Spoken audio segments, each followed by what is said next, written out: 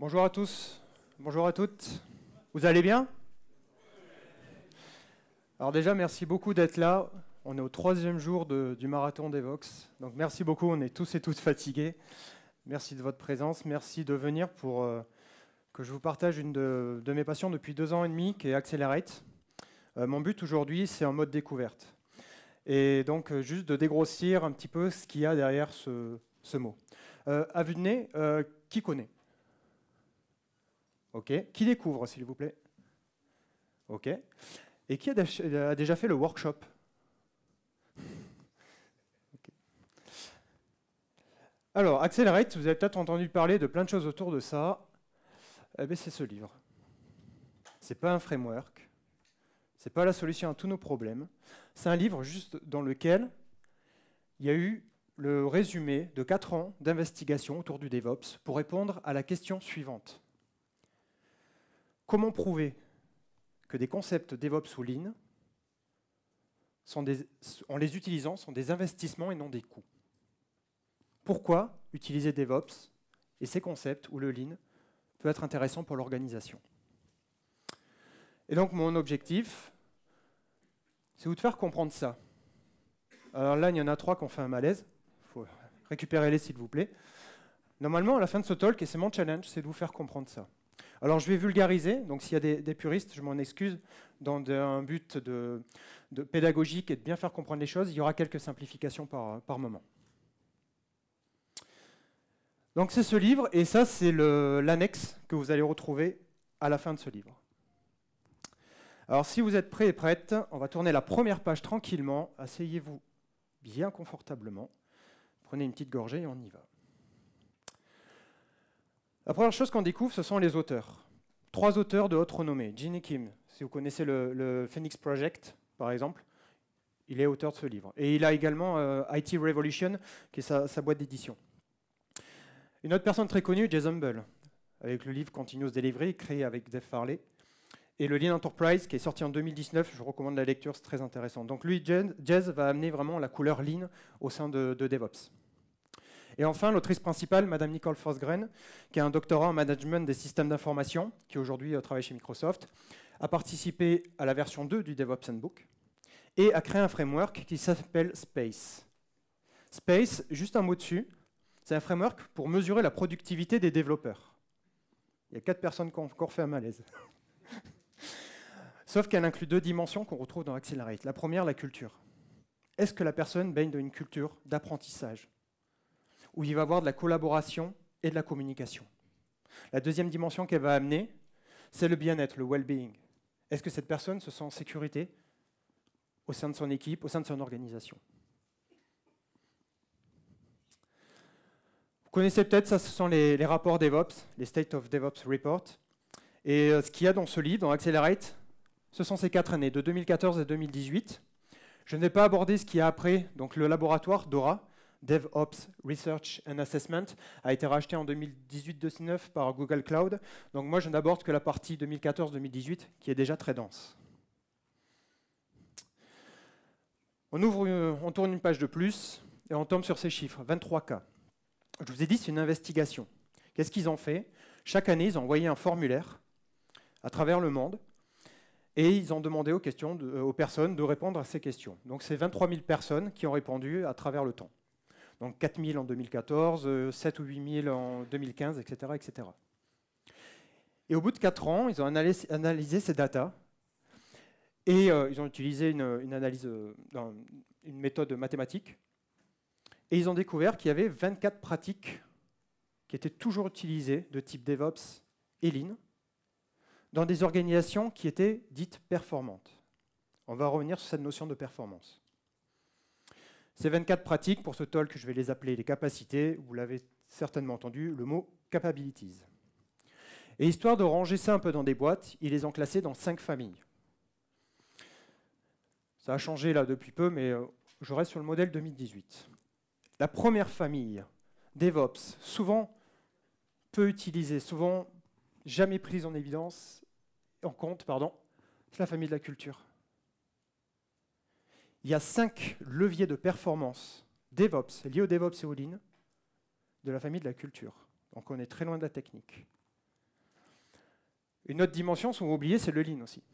Donc on va voir le lean management, 5 capacités à l'intérieur. On va avoir sur le côté produit et processus. Évidemment, on va passer par de la technique et du continuous delivery. Et enfin, il y en a 2 orientés architecture.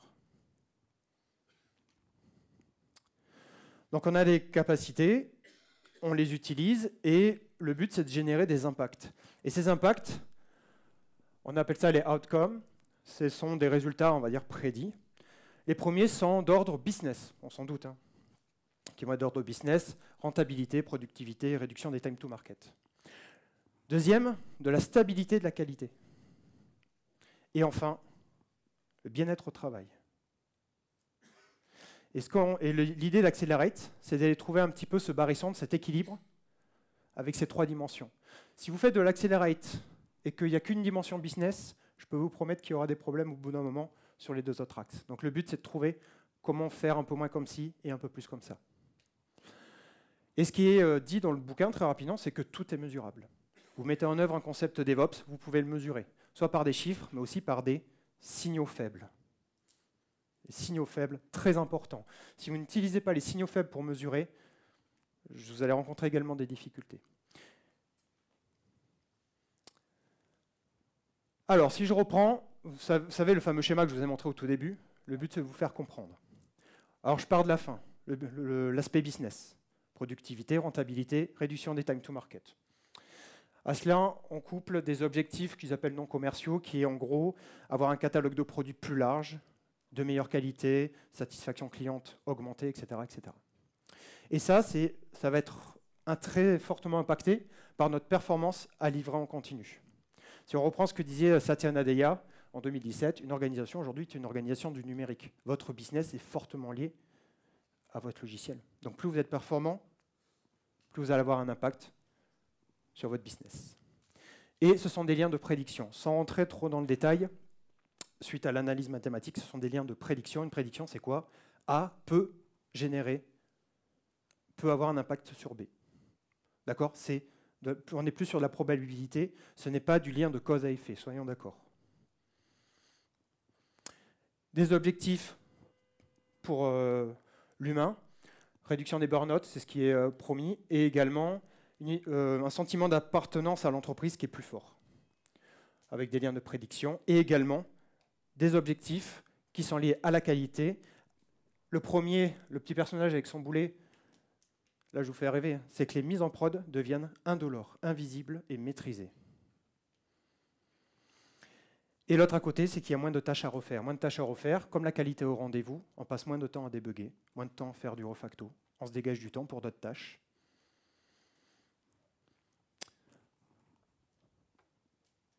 La famille de la culture.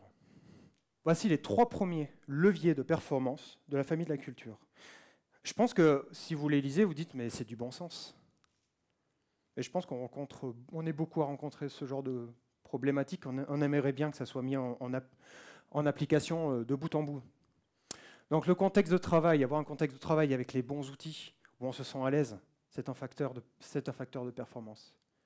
Et ce qui est recommandé, et il y a des recommandations, c'est de mettre en place ce qu'il faut pour arriver à ce but. Et ça, c'est mesurable par le Net Promoter Score pour employés. Encourager la collaboration entre les équipes. Cette capacité a disparu après 2019, elle est un peu diluée dans le modèle après, mais en 2018, elle y est. On se doute que c'est important, la collaboration. Une lecture qui peut vous donner des perspectives, je ne dis pas que c'est absolument important de prendre tout ce qu'il y a dedans, c'est Team Topologies ou OneFix qui peuvent vous donner des pistes pour ça. Et encourager l'apprentissage continu. On est dans une perspective d'innovation, l'amélioration continue. Il faut donc apprendre en continu. Et donc on trouve des moyens de réduire les boucles de feedback. Plus elles sont courtes, plus on va apprendre, plus on peut prendre de nouvelles décisions. Mais c'est aussi mettre en place des workshops, mettre en place de quoi aider les gens à apprendre. Alors je ne parle pas de toutes les problématiques avec la courbe d'apprentissage, etc. Très rapidement, il y a également l'importance d'un leadership de type transformationnel. Et n'ayez pas peur, Westrum, c'est un sociologue, et en fait, il a mis en évidence une culture de haute collaboration et de confiance qui est atteignable avec la mise en œuvre d'Accelerate. Pas du jour au lendemain, on se doute, ça prend du temps, mais c'est totalement faisable. Allez, on va aller greffer ça dans le modèle. Satisfaction au travail, elle se place ici, et c'est le prédicteur majeur, écoutez bien, c'est le prédicteur majeur de la performance organisationnelle, de la rentabilité et de la productivité. Alors, il faut faire confiance à l'étude après. Et ça, c'est fortement impacté aussi par cette fameuse culture de haute collaboration et de confiance. On n'a pas peur d'aller dans l'innovation, on peut communiquer sans se faire lyncher, etc. Et tout ça, alors évidemment, ça va avoir un impact aussi sur votre performance à livrer. On se doute bien que des équipes qui se font confiance, qui se synchronisent, elles livrent plus facilement. C'est plus facile, même pour réparer. Et tout ça, on va découvrir comment, mais la base, c'est l'influence d'un leadership de type transformationnel sur les équipes et sur l'organisation. Les deux autres capacités, elles ne sont pas dans le modèle, elles sont sous-entendues qu'en faisant des boucles de feedback plus courtes, on va apprendre. En ayant un contexte où on se sent bien, ça va favoriser l'apprentissage, etc., etc. Et il n'y a que maintenant que j'aborde les KPI. Souvent, on parle des Dora Metrics, on aborde Accelerate par les KPI. Pour moi, par expérience, ça fait 2 ans et demi que j'accompagne des clients sur le sujet, à l'échelle en plus. Pour moi, elles ne sont que secondaires, voire tertiaires. Rien ne vaudra l'engagement des équipes, qu'elles ne subissent pas Accelerate. Les premiers indicateurs sont les indicateurs de vitesse. Fréquence de déploiement, au lieu de livrer 1 fois par semaine, vous livrez 2 fois par semaine. C'est facile. Le deuxième, le délai de livraison des modifications, souvent appelé Lead Time for Change, LTC. Le Lead Time for Change, c'est quoi? Vous avez une nouvelle feature qui arrive côté dev.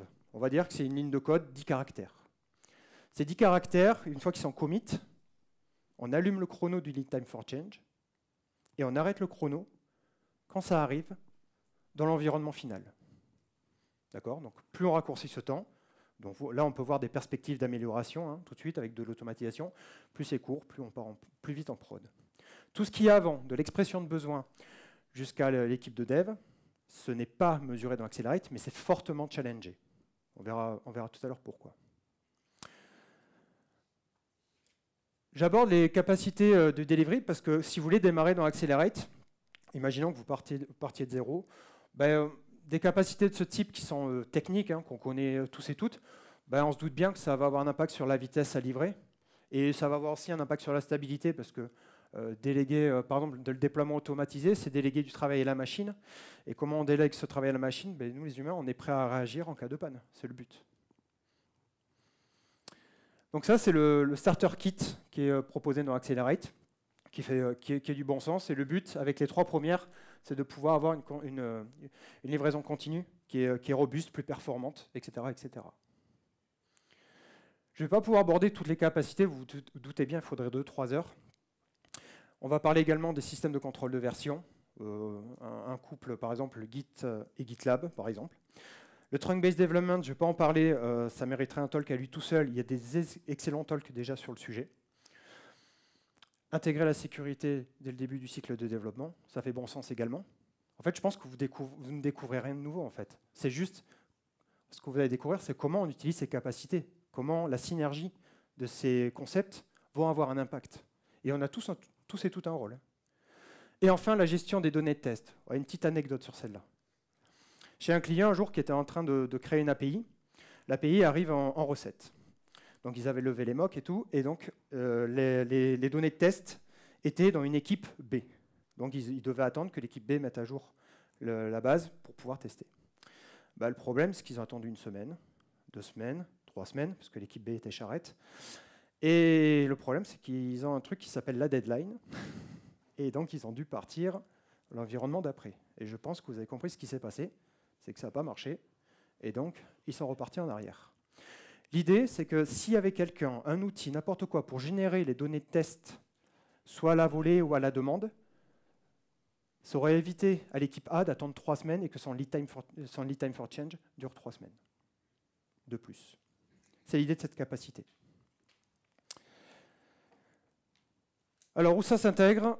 Ça s'intègre ici, et c'est fortement influencé par le leadership transformationnel.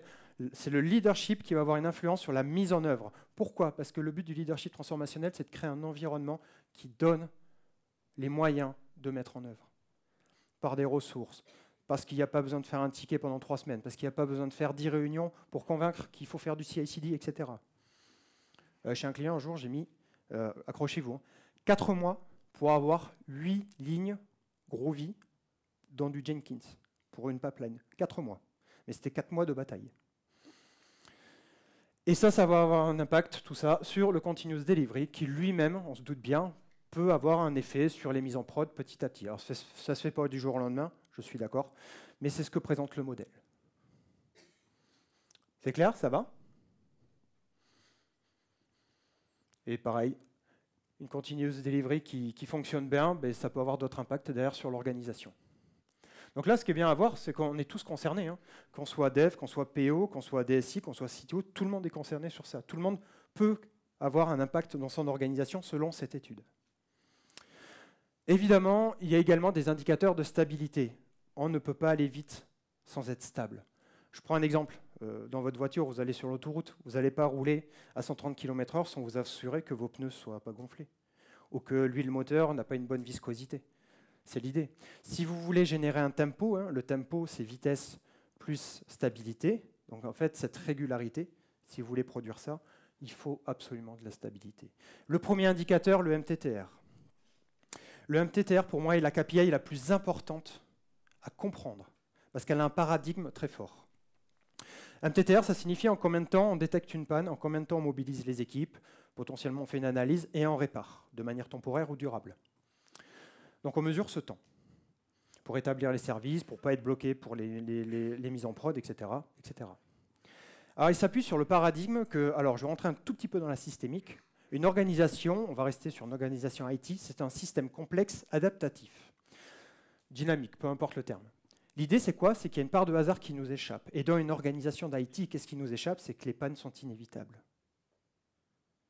La panne est inévitable. Et c'est le paradigme qui a créé ce MTTR, parce que de ce fait, si la panne est inévitable, mes dites petites lignes de code, il suffit d'un problème, et ça fait péter mon application. Donc en combien de temps on détecte, en combien de temps on mobilise les équipes, et en combien de temps on répare. Et le dernier, le CFR, Change Failure Rate, qui est le taux d'échec sur les modifications en production. Donc en gros, vous avez du code qui est dans l'environnement final, mais si vous devez faire un hotfix ou un rollback parce qu'il y a une panne, ben vous incrémentez le compteur. Donc il faut que ça soit le plus bas possible. Alors à quoi ça sert ces métriques? Ça sert, c'est un repère. En aucun cas, les métriques ne doivent être un objectif, servir pour faire des objectifs. Sinon, vous allez rentrer dans une loi. Si j'ai le temps, je traiterai ça. Bon, là, vous avez un tableau qui vient du rapport 2022, hein, c'est la mise à jour. Vous avez sur les lignes les différentes capacités, les métriques, pardon. Et vous avez des colonnes, low, medium et high. Donc en gros, ils ont mis en évidence des clusters. Avec les données qu'ils ont agrégées, ils se sont aperçus que les organisations les plus performantes, donc dans la colonne high, respectaient globalement ces critères en masse. Donc c'est des clusters. Hein. Les médiums ont d'autres critères qui sont évidemment moins performants que les high. Et après, il y a les clusters low. Je pense qu'il y en a qui se sont dit, ouais, c'est chouette, il faut qu'on soit high. Non, ça ne marchera pas. Accelerate, c'est là où je vais casser un petit peu un mythe. Ce n'est pas fait pour toutes les organisations. Si vous êtes une OIV ou une OSE, un organisme à service essentiel, ce n'est peut-être pas la meilleure solution. Et puis, votre modèle de gouvernance, vos process, l'historique, fait que ce n'est peut-être pas la meilleure réponse. Alors, à quoi ça sert? Moi, je le vois comme ça. C'est de faire un bilan avec votre équipe. Vous faites un bilan avec votre équipe, vous faites un bilan avec votre organisation, vous dire, ben voilà, on en est là. Voilà où c'est qu'on en est là. On déploie à cette vitesse, on restaure à cette vitesse. Et le but, c'est de se dire, ben, tiens, on peut mettre en évidence des axes d'amélioration. Et notamment, ici, par exemple, sur cet exemple, je choisis le MTTR. Ben ouais, ça pourrait être notre stratégie 2023. Ça pourrait être notre stratégie 2024 d'améliorer un petit peu notre qualité, nos services, puisqu'Accelerate dit qu'on sera plus performant dans tous les cas. Voilà à quoi ça sert. Alors, comparaison sur les extrêmes, je l'ai mis en évidence parce que souvent, ça suscite de l'intérêt. Apparemment, les organisations les plus hautement performantes livreraient 1000 fois plus souvent que les faiblement performantes. 1000 fois plus souvent. Donc si on a des lots plus petits, qui sont mieux maîtrisés, on peut comprendre pourquoi. Et à contrario, ils ont 3 fois moins de rollback et de hotfix. Parce qu'au bout d'un moment, la qualité arrive et ça devient un palier sur lequel on peut s'appuyer et avoir ce genre de statistiques. Je ne peux pas dire le nom du client, mais chez un géant du e-commerce français, de l'ordre d'opérations commerciales très importantes, ils ont une qualité de service aujourd'hui de 100%.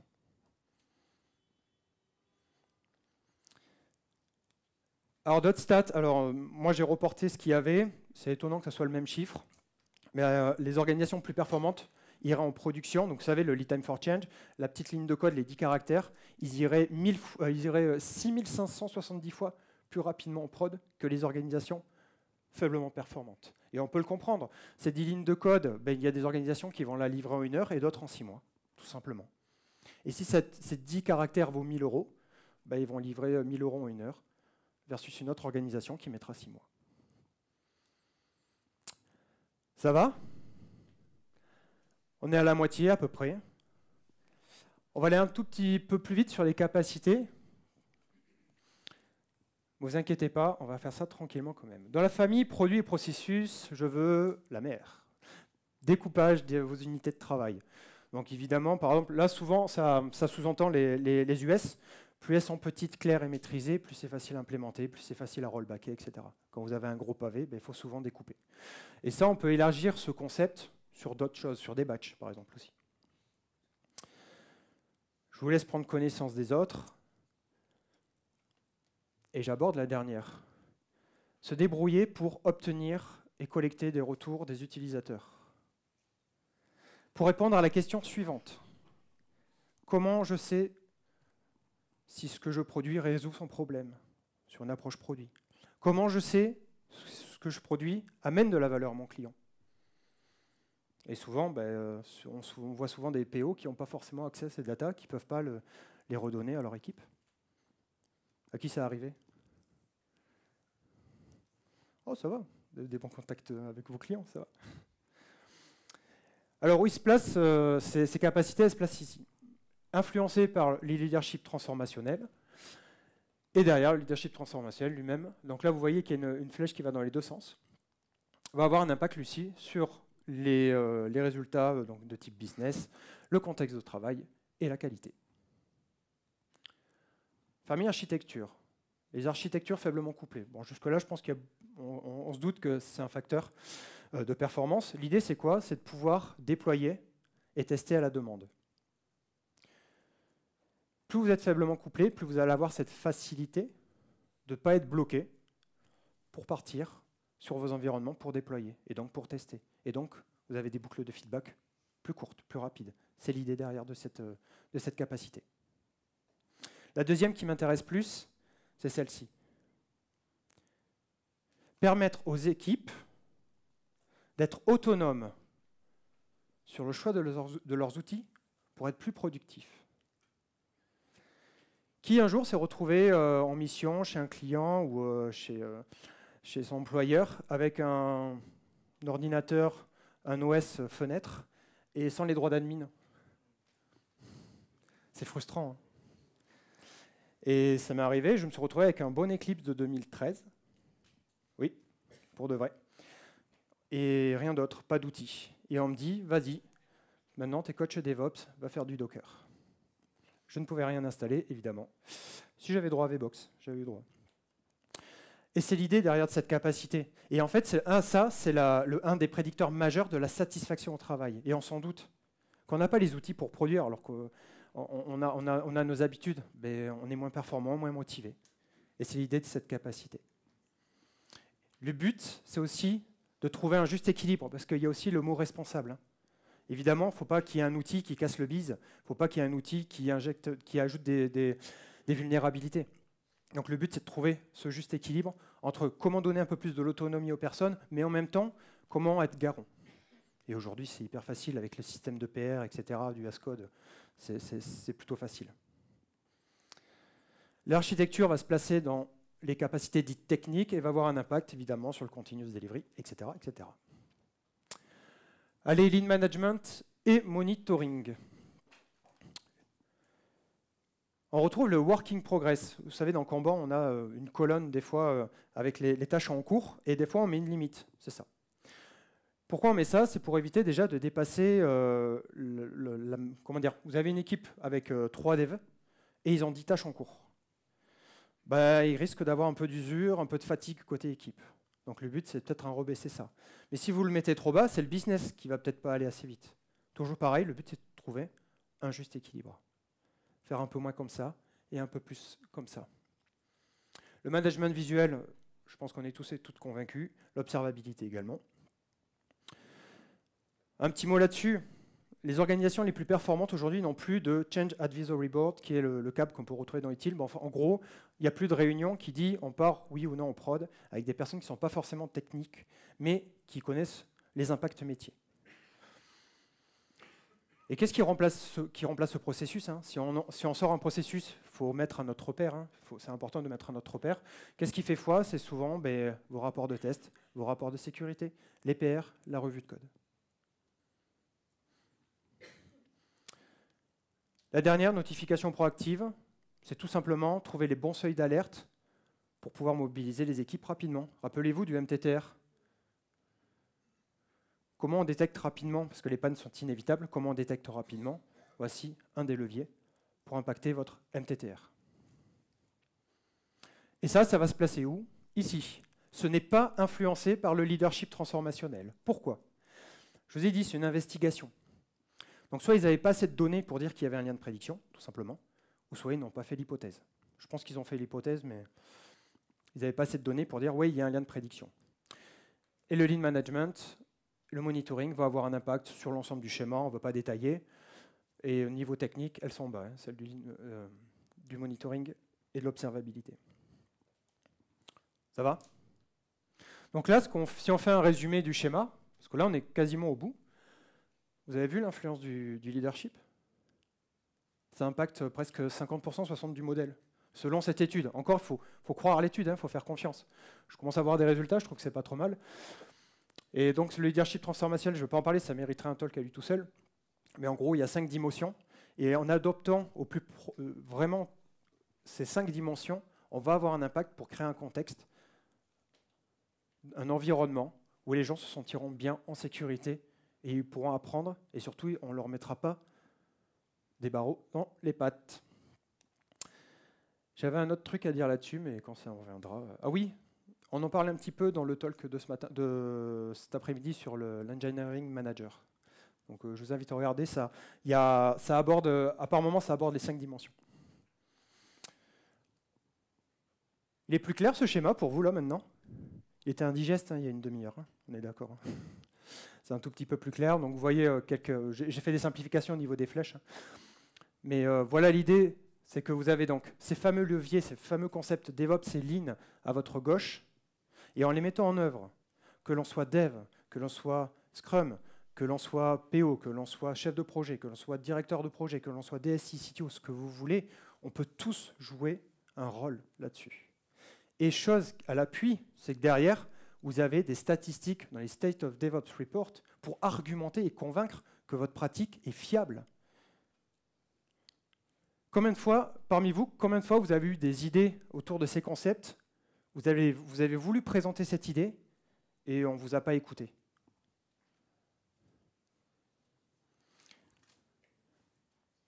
Là, avec ça, je ne dirais pas que vous allez convaincre les gens, mais vous allez commencer à avoir des arguments qui sont solides et pertinents. Ça fait juste avancer un petit peu les choses. Et sachez juste qu'il y a également un white paper sur le ROI DevOps. Si vous couplez tout ça, vous pouvez vraiment avoir un impact.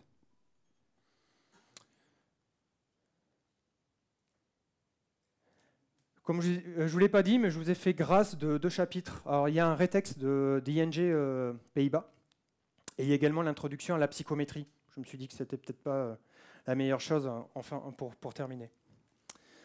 Bon, voilà, donc, en gros, ce que vous montre Accelerate, alors pareil, hein, soyez critique. Je suis le premier critique de l'étude. D'accord? C'est-à-dire que j'essaie d'avoir du recul à chaque fois et de me dire, attention, dans votre organisation, c'est peut-être pas totalement compatible. Mais là, ce que nous montre Accelerate, quand même, c'est qu'on peut produire vite, mais pas au détriment de la qualité. Qu'on peut produire vite, mais pas au détriment du contexte de travail. Et qu'on peut produire vite sans abîmer nos relations. Et c'est ça qui est important et c'est ce qui m'a plu. Et si je pouvais vous laisser un truc, c'est de lire ce livre. Soyez critique, toujours. Il faut toujours être critique et essayez de mettre en œuvre ça. Si vous voulez aller plus loin, tout simplement, vous tapez Dora, plus Google, plus Research, et puis à un moment, quand vous allez tomber sur le bon lien, vous n'arrivez pas sur ce personnage, mais plutôt sur le lien que je vous ai donné, et vous arrivez sur un site qui va vous donner les pages suivantes. La mise à jour du modèle, d'accord? Donc vous allez trouver notamment ici les infrastructures cloud, les services cloud. Alors, il y a des critiques qui disent bah ouais, c'est au bénéfice de Google, et je peux entendre la critique, mais ils ne parlent jamais de GCP, hein, soyons d'accord. Ils parlent de cloud provider. Le disaster recovery testing, c'est un peu mentionné dans le livre, mais là c'est mis en évidence. Bref, je vous laisserai regarder, et puis si vous voulez plus de détails sur les capacités, vous avez ce site qui va vous expliquer point par point comment mettre en œuvre, comment vous challenger, comment vous mesurer, d'accord? Et il y a même des préconisations pour les signaux faibles, ces fameux signaux faibles. Vous allez trouver des préconisations dans la famille culture. Voilà, je suis Geoffrey, directeur technique chez Zenica Bordeaux, et je fais du conseil autour d'Accelerate du DevOps. Je suis couteau suisse, conférencier formateur. Et ma petite passion en ce moment, c'est l'éloquence, la prise de parole en public. Merci beaucoup.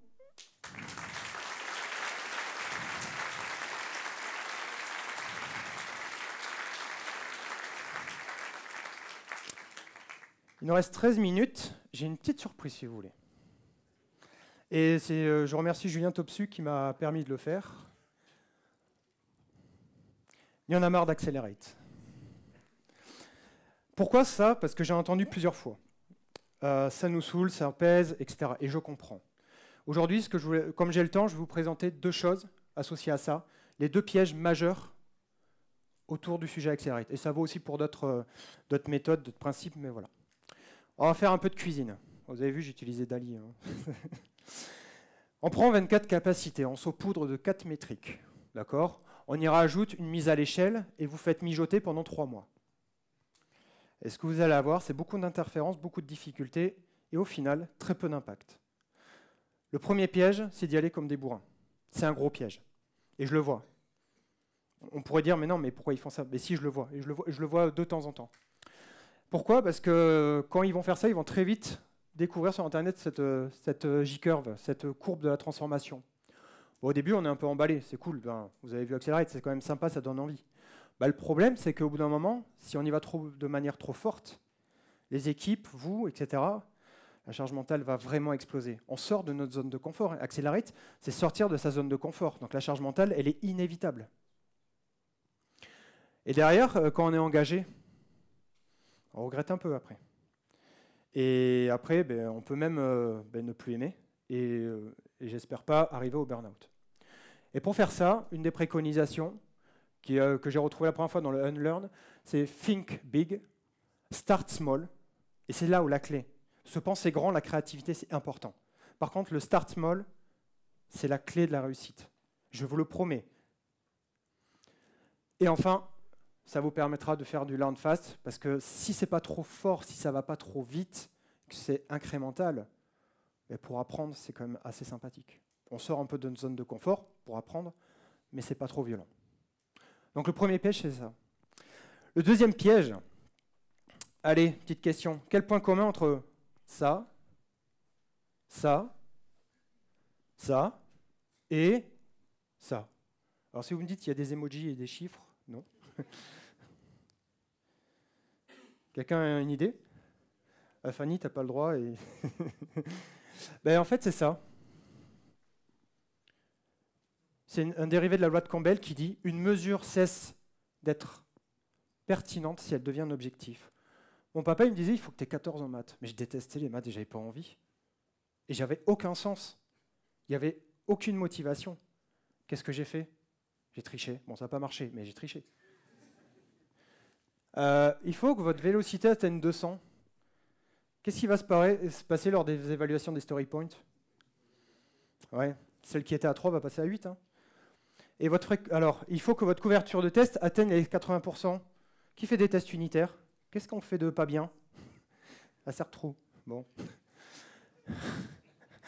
Et enfin, si quelqu'un vous dit maintenant, ben, on se mesure, votre objectif de déploiement va être de 10, c'est un piège. et c'est voué à l'échec. Et vous imaginez la pression de vivre une équipe, de vivre avec ça pendant toute une année? C'est chaud. Donc ça, c'est le second piège, qui vient de la loi de Goodhart, dans la variante Campbell. Et donc en fait, vous voyez, ça c'est mon dernier message, si vous devez partir, les indicateurs, les KPI, tout ce qu'on peut mesurer, sont des indicateurs de progrès. Est-ce qu'on s'améliore? Oui. Pourquoi? Quelles sont les bonnes pratiques? Est-ce que c'est réplicable dans l'organisation? Ça ne doit servir qu'à ça.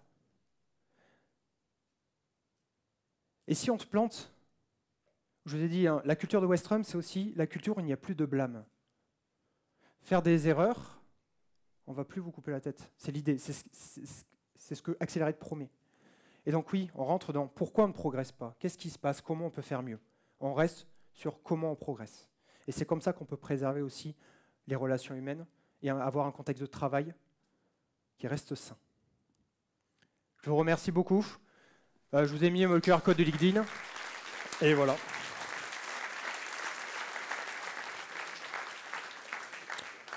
Bon, pour info, il y a une communauté d'Aura avec les spécialistes, ceux qui mettent à jour Accelerate, c'est tout en anglais et ça parle management des systèmes d'information pendant 1 heure. Si vous voulez venir, ça avec plaisir. Est-ce qu'il y a des questions? Oui. Il y a un micro. Si tu peux aller au micro. Merci pour la présentation. C'était un bon... parce que le livre est assez long en fait quand on veut zoomer, donc c'est super. J'ai une question. Est-ce que tu as eu des expériences sur... Enfin, des retours d'expérience sur... On met en place ça se passe plutôt bien, puis à un moment... le business devient un petit peu compliqué et puis il faut aller monter les chiffres. Et qu'est-ce qui se passe là? Est-ce que ça explose en vol? Tu peux reformuler, c'est pas clair pour moi, s'il te plaît. Donc parmi les équipes qui ont mis en place Accelerate, est-ce que tu as vu des cas où à un moment le contexte business est devenu plus difficile? Oui. Là on voit dans l'IT, il y a pas mal de gens qui sont... oui. On leur remercie de leur travail, etc. Et du coup, voilà, c'est quoi l'impact sur ça? Et est-ce qu'on peut garder une culture positive dans des environnements qui deviennent stressants à cause de cette pression-là? Oui. Qu'est-ce que j'ai comme expérience? J'ai un client qui faisait donc un retailer. Il y avait les phases business creuse avec les opérations commerciales. Il restait sur les projets qui étaient liés à la qualité. Et dans des phases business creuse, c'était le meilleur moment pour faire du continuous learning, donc l'apprentissage continu, la capacité de la culture. Donc c'est ce que j'ai vu. Et quand le flow business reprend, donc à partir de septembre, après on lève le pied sur l'apprentissage et puis on continue les objectifs. Et en fait, ce que j'ai vu, c'est que tous les quarters, il y avait un objectif qui était lié à Accelerate. Un coup, c'était un challenge sécu, un coup, c'est un peu vieux. C'est pas simple, hein. Ça ménage pas les équipes, mais voilà ce que j'ai vu actuellement. Ouais.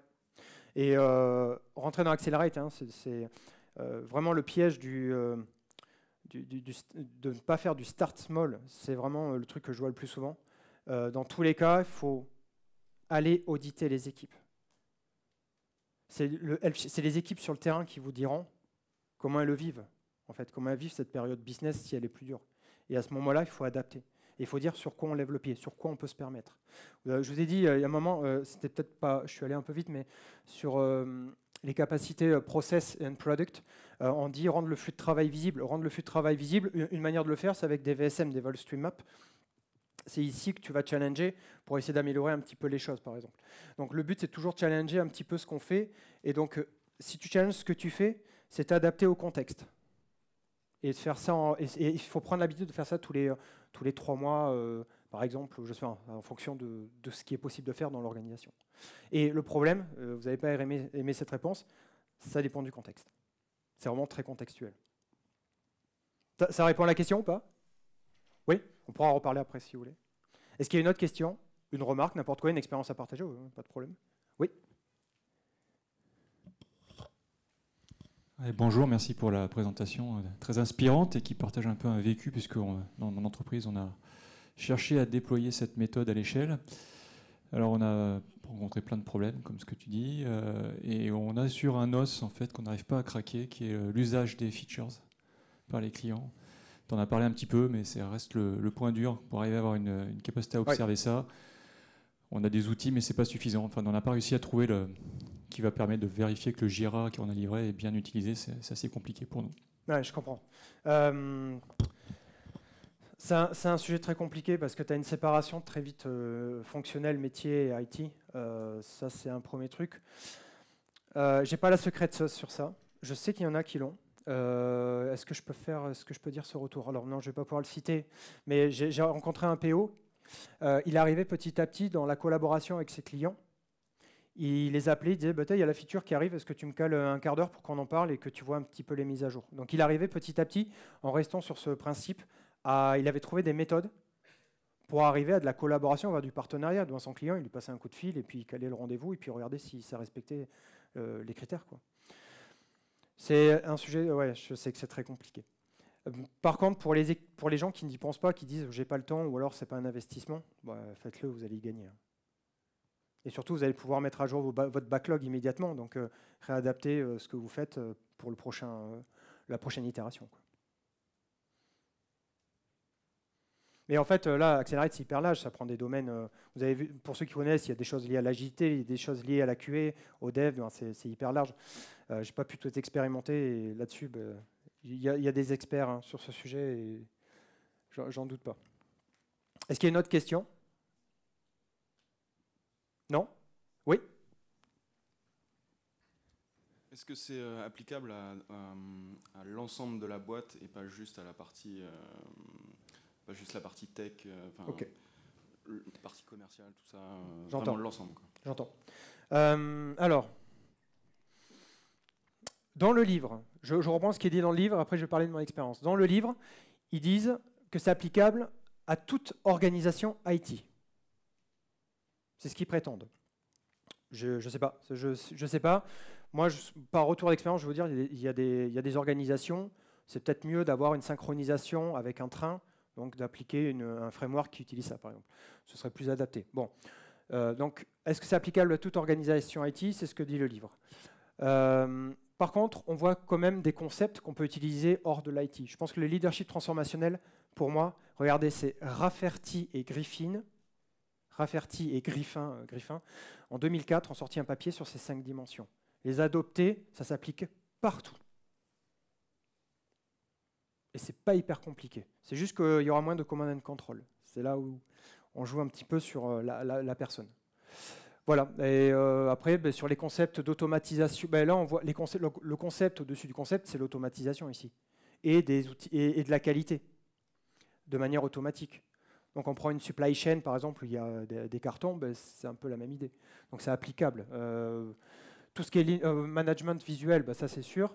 Challenger les process. Alors je peux... non, je ne vais pas le dire, mais ma femme, là où elle travaille, elle aurait été très contente de pouvoir challenger ses processus. Elle était dans le milieu hospitalier. Et ça, elle aurait voulu, quoi.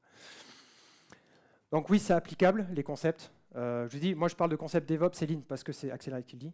Mais tu peux encore en extraire un truc qui est applicable ailleurs. Oui. Par contre, tu ne peux pas garantir que ça marchera. C'est la différence. Il nous reste 1 minute 30. Pas d'autres questions? N'hésitez pas, c'est avec plaisir. Oui. Attendez, vous allez avoir un micro. Oui, je disais qu'on était souvent l'idée par les coûts dans notre entreprise. Et vous parliez au départ de présenter ça à des directeurs, etc. Quand on voit tout ce qu'il faut faire, etc., on se dit que le coût pour mettre en œuvre, il est énorme. Et le retour sur investissement, ok, on voit qu'on livre plus vite, mais ça, c'est de la théorie. Est-ce que, quelque part, on arrive à montrer que c'est intéressant, quoi, pour forcer les directeurs Alors, je ne me souviens pas d'avoir dit qu'il fallait présenter au directeur, ou sauf erreur de ma part, n'hésitez pas, ou mon discours n'a pas été clair. Il faut le présenter à la direction. Et effectivement, ce qui séduit, c'est ce côté KPI et rentabilité. Il faut vraiment le start small. Si vous voyez des concepts qui intéressent votre organisation ou que vous voulez pousser, vous, dans votre équipe ou à plus haut niveau, peu importe, démarrez petit. Et en vous posant la question suivante. Combien de temps je perds à ne pas avoir ce concept dans mon équipe? Parce qu'en fait, le ROI vient de quoi? En fait, du temps d'attente. En fait, les charges journalières d'une personne, si elle a des temps d'attente parce qu'elle envoie un ticket et elle attend que sa CI soit prête pour pouvoir builder, Si on trouve un concept qui permet d'automatiser ça, ben, ton ROI, il est calculé immédiatement. Charge journalière, plus les charges en plus, URSAF, tout ça, bref, on en est là. Donc oui, tu peux montrer facilement, en prenant un seul concept. Alors, je suis d'accord, là, il y en a qui vont... il y a des concepts qui vont être applicables sur l'équipe, d'autres sur la direction, l'autre sur l'orga. Et ce qui concerne la direction et l'orga, effectivement, ça devient plus touchy. Et c'est pour ça que je fais des audits et c'est pour ça que je fais du conseil. Parce que derrière, moi, je fais un scope, je balaye tout et je dis, je pense que c'est par là que vous devez aller. Oui, parce que nous on a pris le bout par le plus simple, par les aspects techniques et technologiques. Parce que le ROI, on arrive à le montrer facilement. Mais quand on aborde les autres concepts, c'est beaucoup plus compliqué de pousser la transformation. Ouais. Sur le site que je vous ai montré avec DoraDev, vous allez pouvoir trouver des informations pour mesurer et donc commencer à se dire comment on calcule ma productivité en mettant en place le concept. J'avoue que c'est un exercice pas trivial parce que là on est un peu, il n'y a personne qui l'a vraiment fait et exposé, mais c'est l'idée derrière. Ouais. Ça répond à la question. Ok, merci. Je vous remercie beaucoup. Je reste accessible si vous voulez.